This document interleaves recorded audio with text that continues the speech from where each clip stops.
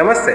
తాను అమెరికా అధ్యక్షుడిగా ఉన్నంత కాలమే కాదు, అధ్యక్ష పదవి నుంచి దిగిపోయిన తర్వాత కూడా ప్రపంచం మొత్తం తన కొనసాగంలోనే నడిచేలా ట్రంప్ ప్లాన్ చేసుకున్నారా? అలాగే కనిపిస్తున్నాయి ఇటీవల ట్రంప్ చర్యలు చూస్తుంటే. ఐక్యరాజ్య సమితి ప్రాముఖ్యాన్ని నిర్వీర్యం చేస్తూ ఇటీవల 30కి పైగా ఐక్యరాజ్య సమితి సంస్థల నుంచి అమెరికాను విత్డ్రా చేసిన ట్రంప్ ఈ ఐక్యరాజ్య సమితికి సమాంతరంగా తనకు అనుసరణలో నడిచే ఒక కొత్త సంస్థను ఏర్పాటు చేస్తున్నారు. అదే బోర్డ్ ఆఫ్ పీస్.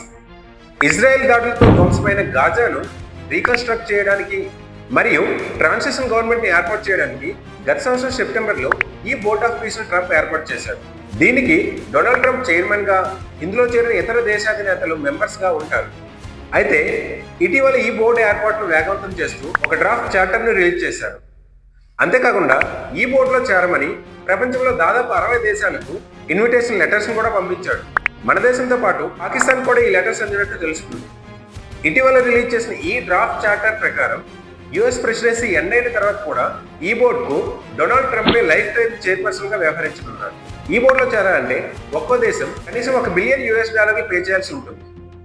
అంతేకాదు, శాంతి భద్రతలను కాపాడడానికి ఈ బోర్డు మెంబర్ కంట్రీస్ నుంచి కొంతమంది సైనికులను తీసుకొని యుఎన్ పీస్ కీపింగ్ ఫోర్స్ మాదిరిగా కొత్తగా ఇంటర్నేషనల్ స్టెబిలైజేషన్ ఫోర్స్ ను ఏర్పాటు చేస్తున్నారు. రెండవ ప్రపంచ యుద్ధం తర్వాత దేశాల సార్వభౌమత్వాన్ని కాపాడడానికి ఏర్పాటు చేసిన ఐక్యరాజ్య సమితి నిర్వీర్యం చేసి ఈ వింత సంస్థలు ఏంటో మరిన్ని ఇన్ఫర్మేటివ్ వీడియోస్ కోసం ప్లీజ్ సబ్స్క్రైబ్ ద ఛానల్.